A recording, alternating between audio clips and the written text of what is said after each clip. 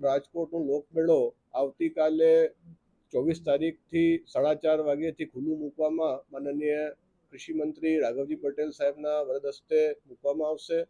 આ મેળામાં ખાસ આકર્ષણ જે અમારા સંગીત કલાકારના ડાયરા પ્રોગ્રામો છે, જેમાં 25મી તારીખે અલ્પનાબેન પટેલ તથા બિહારીદાન ગઢવી સાહેબ, 26મી તારીખે રાજબા ગઢવી સાહેબ, 27મી તારીખે સાઈરામ દવે સાહેબના કલ્ચરલ પ્રોગ્રામ આપણે ગોઠવેલા છે.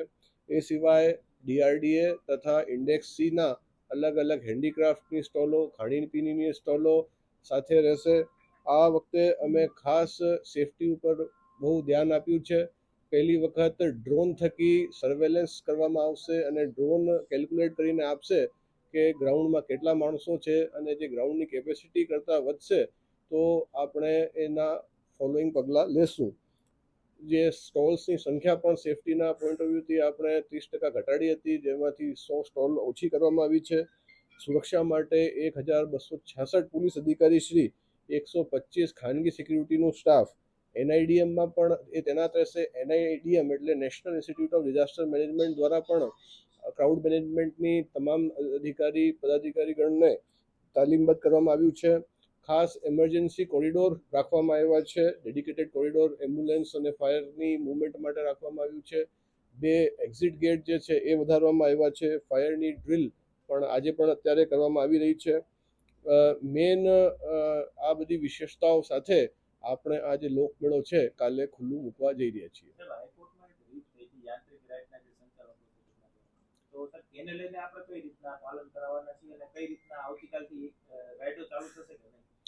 જી, હાઈકોર્ટ માનનીય હાઈકોર્ટનું જે ચુકાદો છે એ પ્રમાણે એમને અરજી કરવાની રહેશે સક્ષમ સત્તાધિકારી સામે. લાઇસન્સિંગ ઓથોરિટી પાસેથી લાઇસન્સિંગ મળી તો જ જે રાઇટ્સ છે એ ચાલુ કરવામાં આવશે.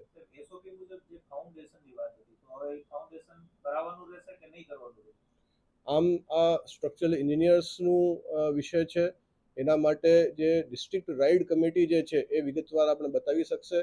માત્ર ફાઉન્ડેશન જ નહીં, એક ચાર્ટર્ડ એન્જિનિયરની સુપરવાઇઝનમાં આ રાઇડોનું નિર્માણ, એની safety audit, non destructive test વગેરે, એનડીટી ટેસ્ટ વગેરે ઘણા બધા, એની મેન્યુફેક્ચરિંગ હિસ્ટ્રી કેટલી સાઇટ્સ જૂની છે, એની ઉંમર કેટલી છે, આ બધી વિગતો સાથે એમને અરજી કરવાની હોય છે. અને અરજી કરીએથી માન્ય હાઈકોર્ટના ચુકાદા પ્રમાણે એને આપણે પ્રોસેસિંગ કરશું અને એમાં જો યોગ્ય હશે તો એમને મંજૂરી આપવામાં આવશે, અને જો નહીં હશે તો પબ્લિકની સેફટી માટે આપણે કોઈ બાંધછોડ કરશું નહીં.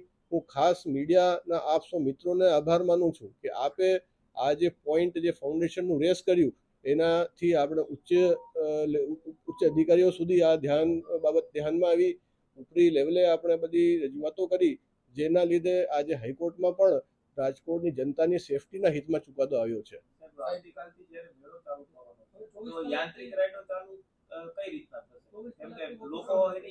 મેં આપને એ જ વાત કરું છું, જે રાઈડ હોય છે એ મેળાનું એક કમ્પોનન્ટ છે.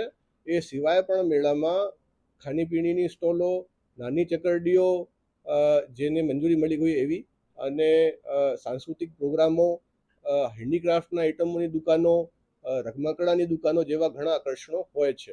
ડાયરાઓની આપણે વાત કરી, જે સૌરાષ્ટ્રના જે લીડિંગ જે કલાકારો છે એમની પણ રમઝટ ત્યાં બોલાવવામાં આવશે.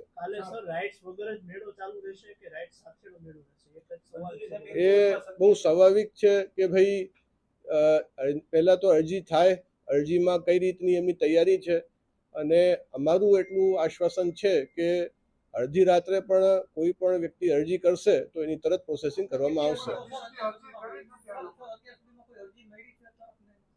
આ જે તે લાઇસન્સિંગ ઓથોરિટીથી એક્ઝેક્ટલી વિગત મળી શકશે.